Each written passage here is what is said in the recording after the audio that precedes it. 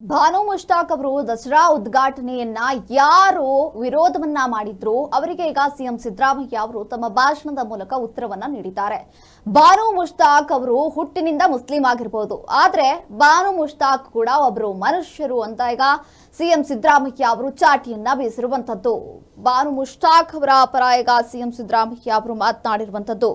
ಬಾನು ಮುಷ್ತಾಕ್ ಹುಟ್ಟಿನಿಂದ ಮುಸ್ಲಿಂ ಆಗಿರಬಹುದು, ಆದ್ರೆ ಬಾನು ಮುಷ್ತಾಕ್ ಕೂಡ ಒಬ್ರು ಮನುಷ್ಯರನ್ನ ಧರ್ಮದ ಆಧಾರದ ಮೇಲೆ ದ್ವೇಷಿಸಬಾರದು. ಧರ್ಮದ ಆಧಾರದ ಮೇಲೆ ದ್ವೇಷ ಮಾಡಿದ್ರೆ ಅದು ಮನುಷ್ಯತ್ವದ ಲಕ್ಷಣ ಅಲ್ಲ ಅಂತ ಸಿಎಂ ಸಿದ್ದರಾಮಯ್ಯ ಅವರು ಈಗ ಚಾಟಿಯನ್ನ ಬೀಸಿ ಮುಷ್ತಾಕ್ ಪರವಾಗಿ ಮಾತನಾಡಿರುವಂತದ್ದು. ಮೈಸೂರಿನಲ್ಲಿ ನಾಡ ಹಬ್ಬ ದಸರಾ ಉದ್ಘಾಟನೆ ಬಳಿಕ ಸಿಎಂ ಸಿದ್ದರಾಮಯ್ಯ ಅವರು ತಮ್ಮ ಭಾಷಣದಲ್ಲಿ ಮಾತುಗಳನ್ನ ಆಡಿರುವಂತದ್ದು.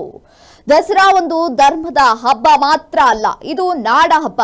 ಎಲ್ಲ ಜಾತಿ ಧರ್ಮ ಎಲ್ಲರಿಗೂ ಸಂಬಂಧಪಟ್ಟಂತಹ ಹಬ್ಬ ಇದಾಗಿದೆ.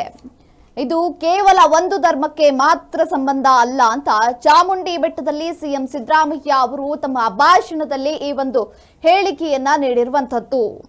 ಬಾನು ಮುಷ್ತಾಕ್ ಹುಟ್ಟಿನಿಂದ ಮುಸ್ಲಿಂ ಆಗಿರ್ಬೋದು, ಆದ್ರೆ ಬಾನು ಮುಷ್ತಾಕ್ ಕೂಡ ಒಬ್ರು ಮನುಷ್ಯರನ್ನ ಧರ್ಮದ ಆಧಾರದ ಮೇಲೆ ಎಂದಿಗೂ ಕೂಡ ದ್ವೇಷವನ್ನ ಮಾಡಬಾರದು.